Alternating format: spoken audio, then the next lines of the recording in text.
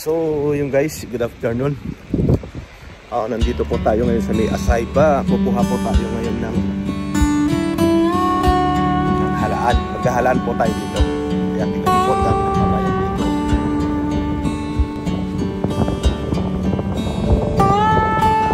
Kabayan, halaan.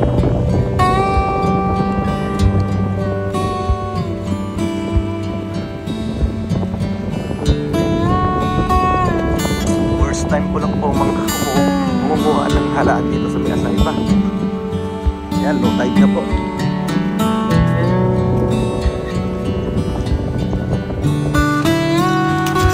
So yan, dami. Halos hindi mo makita yung yung halaan pagka hindi mo halos kakulay ng mga bato. Saan? Yan. Ito. Yan. Nakita nyo yung halaan. Okay. Dami mo na agad nakuha, kararating mo lang? Oo. Dami rito, no? Ayan, oh. Lalaki, no? Pero usok. Yan, malaki na po yung lalaki na nakuha ni Elsa, oh. Sarap po itong ilaga. Vitamin C. Lalo na sa mga nagbabasketball. Gamot daw yan sa mga nagka-cramps. Saan? Katulad ko? Ay, hindi daw yan nagka-cramps yung binti. Kaya kailangan daw kumain ng halaan once a week. Kalkalin po natin yung yan. Po.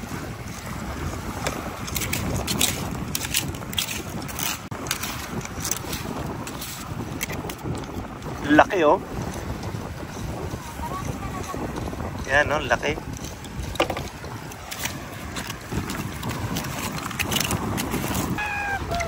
Guys, taas na ng tubig.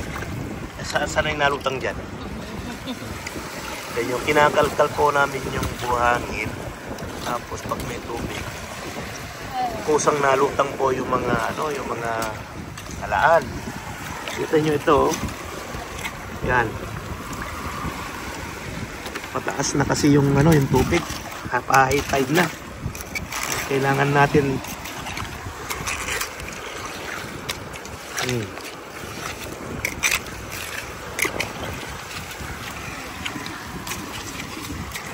Yan. Ganito po yung aming buhay dito sa Oman. Para lang makatipid kami. Mumuha na lang po kami ng mga pagkain namin dito. Ayan na si Elsa. Masustansya. Dami nyo na nakuha, oh. Luya na lang kailangan to sa sibuyas.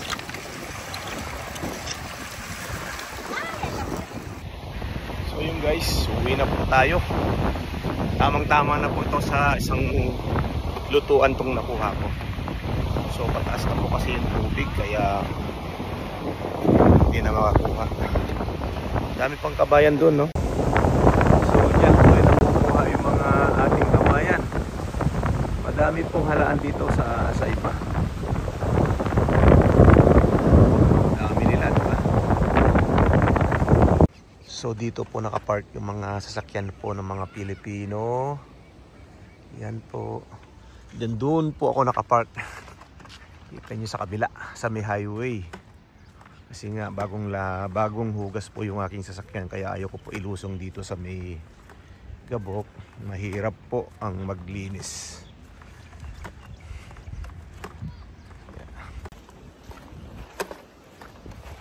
So yun po, lalakad po tayo, tatawid po tayo sa kabila.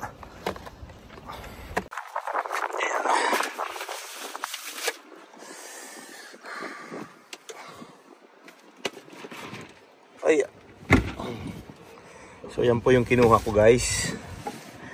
So ito po ay kailangan po ng babaran po ng tubig na maalat para isusuka po yung mga buhangin. Then bukas pwede na po siya lutuin.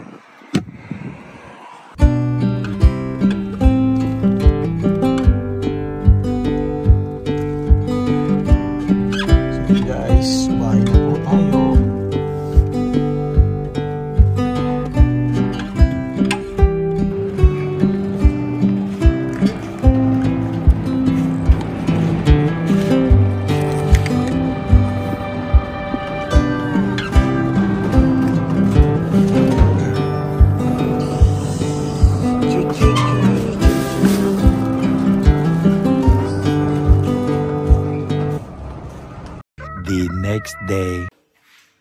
So yung guys, lulutuin na po natin yung ating halaan. Yung kinuha ko po kahapon. Ngayon ko lang po siya lulutuin kasi kailangan po natin na ibabad dun sa tubig na tawag dun sa maalat para isuka po nila yung yung mga kinain nilang buhangin.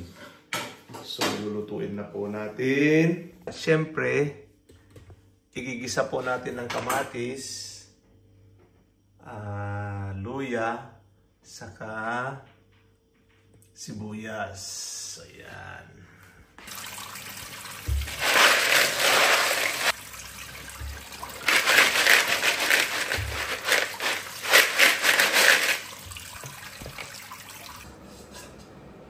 So yun, igigisa na po natin. Lagyan natin ng mantika.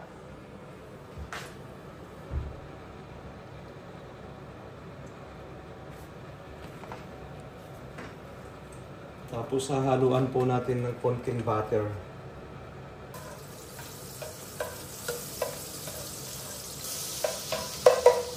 At syempre, ang una natin ilalagay ay luya. Hindi masarap ang halaan pag walang luya. Tandaan nyo yan, ha? Tapos, ang isunod natin sibuyas. O, tignan nyo kabayan na kung paano magluto ng halaan. Hargayahin nyo. Napakasimple lang. Siyempre, ang isunod natin kamatis. Pampaganda ng kutis. Yung kutis ko maganda. Alright.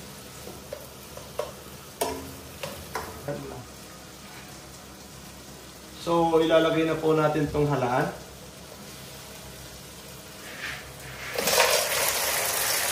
Dami, oh. Yan, magsawa ka kakain yan. Dami. 2 kilo ito.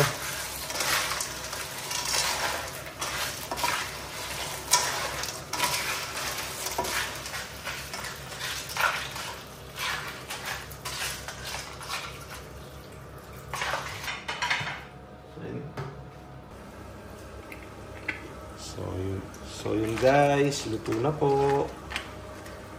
Yan, kita nyo po yung kanyang laman, no? Nakabuka na po siya.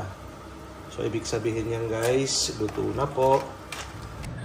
So yun guys, kakain na po tayo.